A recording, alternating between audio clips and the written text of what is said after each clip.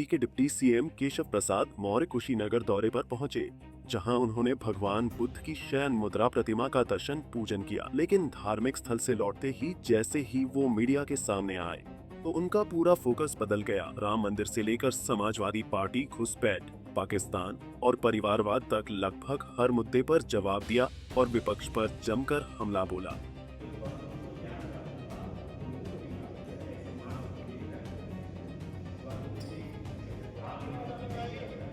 Deputy CM ने शुरुआत तो भगवान बुद्ध के तीर्थ स्थलों पर हो रहे विकास कार्यों की जानकारी से की, लेकिन जैसे ही सवाल आया सपा नेता रविदास मल्होत्रा के आरोपों पर तो मानो उनका गियर ही बदल गया और बात बुद्ध से निकलकर सीधे अयोध्या और विपक्ष की गलियों तक पहुंच गई।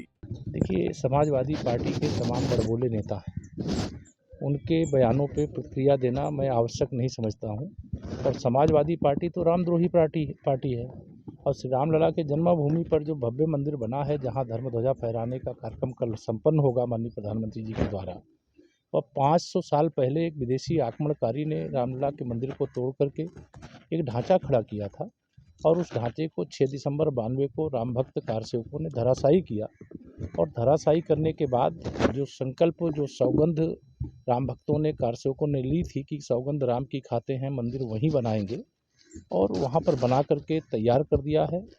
अब इस प्रकार के बयान देने वाले केवल मीडिया में स्पेस पाना चाहते हैं। आप सब मित्र भी उनके बयान को कोड करके सवाल भी पूछते हैं, लेकिन आज पूरा देश गौरवान्वित है क्योंकि श्री राम मंदिर केवल श्री राम मंदिर नहीं, वो राष्ट्र मंदिर भी है, क्योंकि राष्ट्रीय एकता का प्रतीक है। विदेशी आक्रांता ने ऐसे हमारे जो बहुत सारे मंदिर हैं जिनको तोड़ करके ढांचे खड़े किए थे।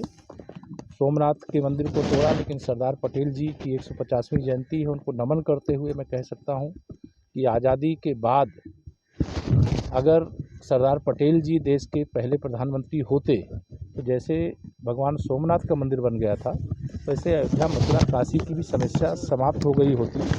पाकिस्तान के कब्जे में कश्मीर का एक हिस्सा नहीं होता, 370 नहीं लगती, भ्रष्टाचार यहाँ अवतरित नहीं होता, तुष्टीकरण की राजनीति शुरू नहीं होती, परिवारवाद और भ्रष्टाचार जन्म नहीं लेने पाता।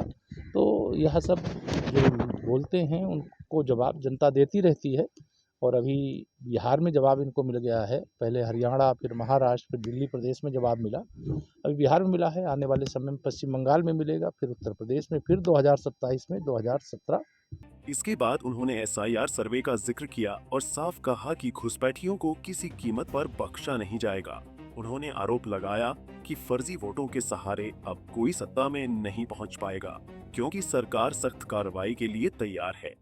कोई मुस्लिम घुसपैठिया आया है और भारत के गरीबों को जो सुविधाएं मिलनी चाहिए उसको कोई घुसपैठिया प्राप्त कर रहा है, खा रहा है, और सपा, बसपा, कांग्रेस और TMC जैसे दलों को वोटर बन करके उनको सत्ता में बैठा रहा है। तो चुनाव आयोग तो एक तरह से SIR के माध्यम से पवित्र महायज्ञ कर रहा है और उस महायज्ञ के आधार पर मतदाता सूची का शुद्धिकरण हो जाएगा, सच्चाई सामने आ जाएगी और बूथ को लूट करके फर्जी वोटों के आधार पर चुनाव जीत करके कोई सत्ता नहीं कब्जाने पाएगा। कुल मिलाकर डिप्टी सीएम केशव मौर्य कुशीनगर आए थे भगवान बुद्ध का दर्शन करने, लेकिन जाते जाते साफ कर दिया कि दर्शन के साथ साथ राजनीतिक मोर्चे पर भी जवाब देना जरूरी है, क्योंकि चुनाव सिर पर हैं और विपक्ष अभी पूरी तरह मैदान से बाहर नहीं हुआ है। पंजाब केसरी टीवी के लिए कुशीनगर से अनुराग तिवारी की रिपोर्ट। हमसे जुड़े रहने के लिए हमारे YouTube चैनल को सब्सक्राइब करें और नई वीडियो की नोटिफिकेशन के लिए बेल आइकॉन को दबाएं। अगर आप ये वीडियो Facebook पर देख रहे हैं तो लाइक जरूर करें और ज्यादा से ज्यादा शेयर करें। धन्यवाद।